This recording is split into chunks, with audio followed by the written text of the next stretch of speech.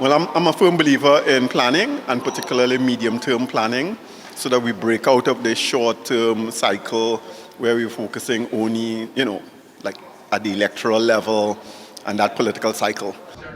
The stakeholder engagement for updating St. Lucia's Medium-Term Development Strategy, MTDS 2021-2026, got off to an encouraging start, with stakeholders from the public and private sectors, NGOs and civil society organizations.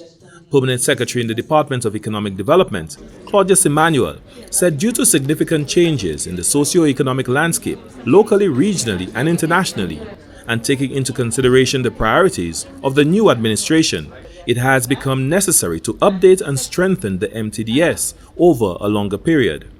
Resilience to climate change, resilience from a financial point of view, very, very important imperatives as we look at making the country competitive.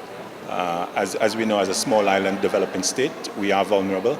And so to the extent that we can adapt and mitigate, it would redound to our robustness as a country going forward.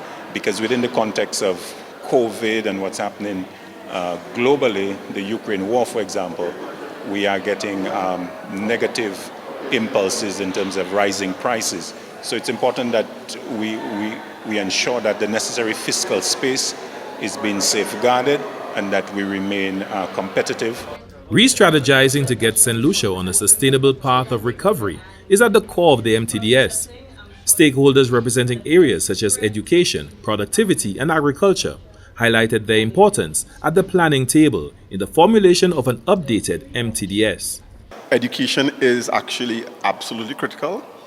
In fact, education policy is innovation policy, because without the requisite human resources, with the right training, the right background, the right perspective, you cannot implement any of the plans. The National Competitiveness and Productivity Unit is very important to this process, because when you speak of medium-term development strategy for St. Lucia, productivity and competitiveness is a cross-cutting issue which it affects all sectors, is very important. The agriculture industry supports the food industry. So it's very important for the Ministry of Agriculture and the agricultural sector to work with the government of the day to ensure that, one, there's food security, means it's available, but also to ensure it's affordable.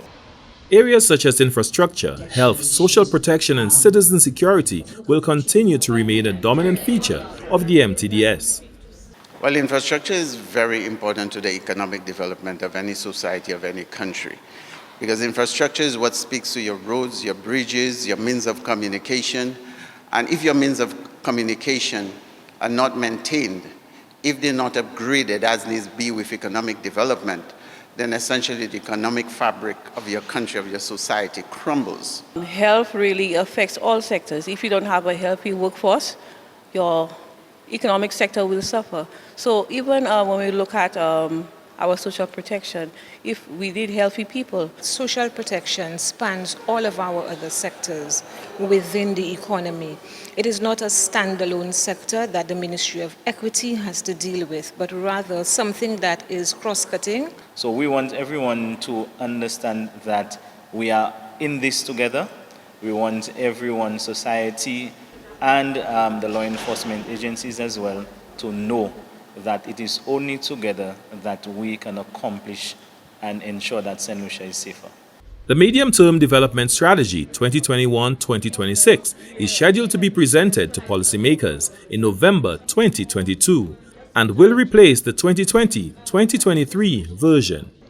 For the National Competitiveness and Productivity Council, Glenn Simon reporting.